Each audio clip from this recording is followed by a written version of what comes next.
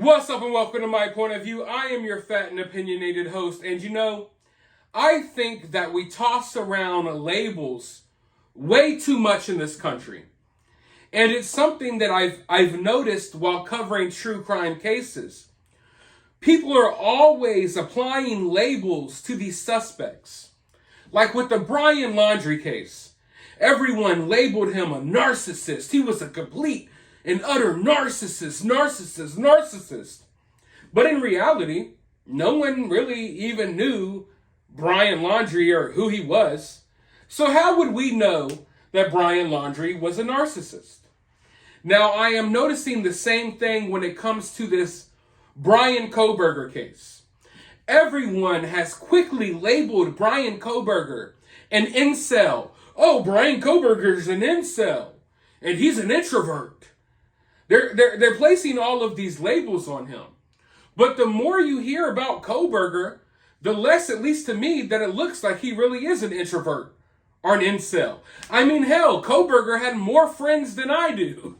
You know what I mean? Because constantly, every other day, oh, I know Bryan Kohberger. I know Bryan Kohberger. That person knows Bryan Kohberger. She knows Bryan Kohberger. He knows Bryan Kohberger. Kohberger worked here. Kohberger worked there. Kohberger went to this school, and then he went to this school. Kohberger was studying for this. Kohberger was a teacher's assistant. And it's like, oh my God, all of this Kohberger information, it's putting me through an overload. But when I compute all of this information, it doesn't look to me like Kohberger was really as introverted as people say. It doesn't look to me like Kohberger was really an incel. But of course, maybe I'm wrong. But at the end of the day, what's important for us to note is that I don't know Kohberger, and neither do you. So, all I will say is this. As someone who has been labeled an incel introvert, there sure seems to be a lot of people who know Bryan Kohberger. And Bryan Kohberger sure did put himself into a lot of social situations, which is something an introvert typically wouldn't do, and something an incel typically wouldn't do. But now, even though we are months out from this case, even though, you would think that the news surrounding this case would be dying down, it's not. It's like this case got a new, caught a new wind or something. I don't even know what to call it. But it's like every day we're still getting new information. And every day more people are speaking out. They're releasing specials. There's documentaries. There's already books out there about Bryan Kohberger, which blows my mind because the dude hasn't even been found guilty yet. Now, don't get me wrong. It looks like Bryan Kohberger is guilty. I believe Bryan Kohberger is guilty. But we are moving way too fast here. In my opinion, there is no reason on earth as to why there should be Bryan Kohberger books available to purchase on Amazon right now. I don't think that we should have Bryan Kohberger documentaries airing on the news and on streaming services yet. Because for the love of God, we haven't even had a trial. This guy hasn't been found guilty. And I'm not one of those people. I know a lot of people, they're really uptight about this stuff, and I understand why. But I'm not someone who's uptight, like, oh my God, you can't do this. He hasn't been found guilty. I'm not that type of person. You know? And if you've watched my content, you know I believe he's guilty. But holy hell. It's like people are already running victory laps and they haven't even got the victory yet. But anyways, there's a new special out there about Bryan Kohberger, another one. And people are coming forward and talking about Bryan Kohberger, one of which was Bryan Kohberger's old lab partner in college. He revealed some interesting information that I want to share with you all. So without further ado, let's go ahead and watch this clip, and then of course I'll be back with more thoughts. It's a very small school in a cornfield. So if you go there, you know most of the people within your study and pretty much everyone that goes to the school, and he was not known. Known or not, Bryan Kohberger would wind up getting both his undergraduate and a graduate degree at DeSales in the studies of psychology and criminology, and that's where he came in contact with classmate Josh Ferraro, his future lab partner, who said this about Kohberger. At that time, I would have never said, oh yeah, that guy would do something like this. He may have been a little odd or a little off, but like other than that, you'd never expect someone to be allegedly part of a quadruple homicide ever. And when Kohberger transitioned from undergraduate to graduate student at DeSales, he also switched from a major in psychology to a focus on criminal justice. While he had no official criminal record during his time as an undergrad and grad student, according to multiple reports, Kohberger would spend a lot of time at a bar called the Seven Sirens Brewing Company. According to interviews, he made multiple women uncomfortable to a point where a record of his interactions were kept, as his odd behavior was a concern to the staff. Now, being the creepy guy in a bar doesn't make him a killer, but the evidence that has come out was enough to change his former lab partner's mind. God forbid if he didn't do it, great, but all the signs point to that he did. Unless this guy was miraculously set up, which is like a 1 in a billion chance, you know, no one cares enough about Bryan Kohberger to set him up. In fact, Ferraro goes on to say that he thinks their specific studies, what they studied, played a role in Kohberger's actions. The course that I took that stands out is psychological sleuthing, where you basically enter the mind of a killer. She would give you sheets, and basically the sheets would denote and detail a crime. However, you wouldn't know who did what per se or where this was, but you'd have to, it was a group thing, so you'd get partnered up or in groups, and you would go through these activities and basically come up with a theory or a thesis. And DeSales is known for its criminology studies.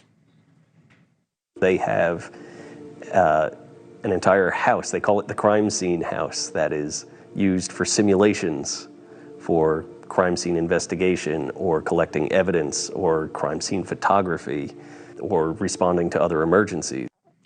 But on top of all of that, Bryan Kohberger's studies of the criminal mind didn't end at DeSales. Just months later, he'd moved cross-country and began his PhD studies at Washington State University.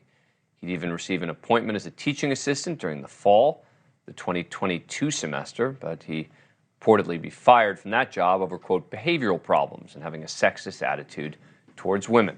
You know, hearing everyone talk about what an incel and an introvert Bryan Kohberger is, it's surprising to me to hear that he hung out so much at that bar and that he was so problematic that they kept a list of things that he has done. So, I mean, for me, I definitely think that, how can I put this? I'm not here to say that he isn't an introvert or that he isn't an incel. I'm just saying he is a very socially active introvert / incel, right? But I wonder what this list of things that he did at that bar would be. I really would like to go through that list. I want to see what type of problems Kohberger was causing at this bar. Was it problems with women? Was it problems with the way he talked to women? And then, you know, hearing more about Bryan Kohberger's education, it just solidifies how I've been feeling about this case since the beginning. And I've said it 1,000 times, and I will say it again. I really think that for Kohberger, this was more about the crime than the person who he committed the crime against. Seeing that he had that on-hands training of like, oh yeah, we have a whole house where you go and you basically cosplay or LARP inside of a fake crime scene. And we set up these crime scenes within this house. And I can't help but think that while Kohberger was going through this education, walking through this fake house turned crime scene, that he probably wanted to feel that in real life, that he probably wanted to feel the adrenaline from causing something like this. I really think that Bryan Kohberger's education and his obsession with his education is what pushed him over the top. Now, once he was pushed over the top and he felt as if he really wanted to reenact his education in real life, then I do think that he maybe found a target and obsessed over that target. Yes, because we know that he was watching this house. We know that he was messaging some of these individuals So I do believe that Bryan Kohberger did form a connection or an obsession with his target, but I don't think that's what got Bryan Kohberger in this to begin with. What I mean is, like, while Bryan Kohberger was pursuing his education, while Bryan Kohberger is in class walking through fake houses or real houses that were turned into fake crime scenes for his education, I think Bryan Kohberger already had it in him that he wanted to do this. I think Bryan Kohberger already had it lingering in his mind that he wanted to try to get away with a crime, that he wanted to take someone's life. I think that was already deeply seated within Bryan Kohberger. So for me, I don't think Bryan Kohberger found a girl that he was interested in. She turned him down, and then he decided to turn into a cold-blooded killer. No, I think Bryan Kohberger made the decision to want to be a cold-blooded killer, then found a target, and then obsessed with her in retrospect. That's what I think. Now, I could be wrong. I will never sit here and tell you, oh, this is concrete fact what happened. I mean, in my opinion, this is how I think things went down. And, you know, I've looked at all of the information that is out there. I've looked at all of the evidence that is out there. And I keep coming to this conclusion in my mind. And it's not necessarily just because it's the most logical way of thinking, but it's because of how I feel inside. And inside, this inner voice in me is telling me that for Bryan Kohberger, this was about the crime and not about who he committed the crime against.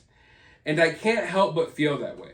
Now, the real question that I have is, were these feelings, you know, the need to kill, if you will, was that something that was already within Bryan Kohberger?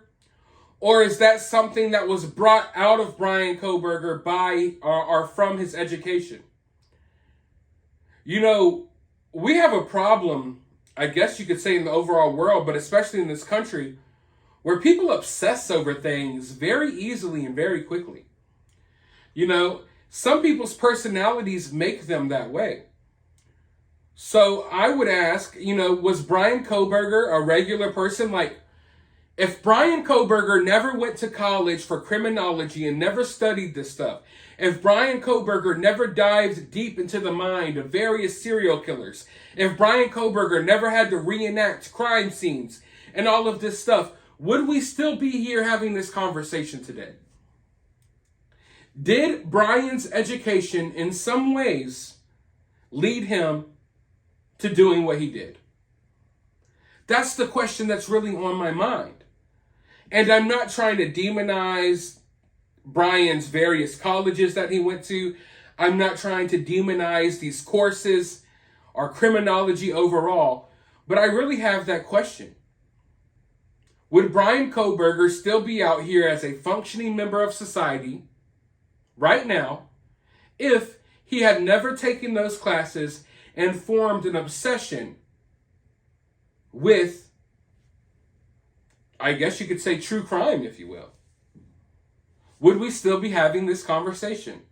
And if that's the case, if Bryan's education is really what brought this out of Bryan and caused Bryan to do this, then should we reevaluate these types of courses or this type of an education going forward? Do we have people who are already on the brink of doing something crazy? Do we have people who have mental health issues that are in college taking these courses that will or possibly may eventually lead them to go off the deep end? That's something that I really wonder here, and I think it's a question worth asking, but it's a question that everyone will shy away from in the long run. And it's not a question that they want us asking. But when I think about it and I look at today's world, all of these young people, they aren't living in the times that we lived in when we were younger. A lot of these young people out here, they're confused, man. They don't even know what gender they are. They don't know what they want to be referred to as. They're zimzays, zimzers. These people, these young people, they don't even know their genders anymore. They're confused about everything. They're pumped with antidepressants, various pharmaceuticals. Everyone's on something for ADHD, obsessive compulsive disorder, you name it. They're on all these type of meds, right?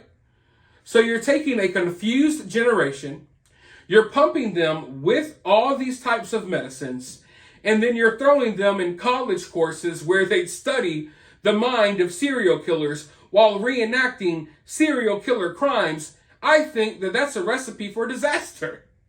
I mean, when you really think about it, how many crazy people are coming out of these courses?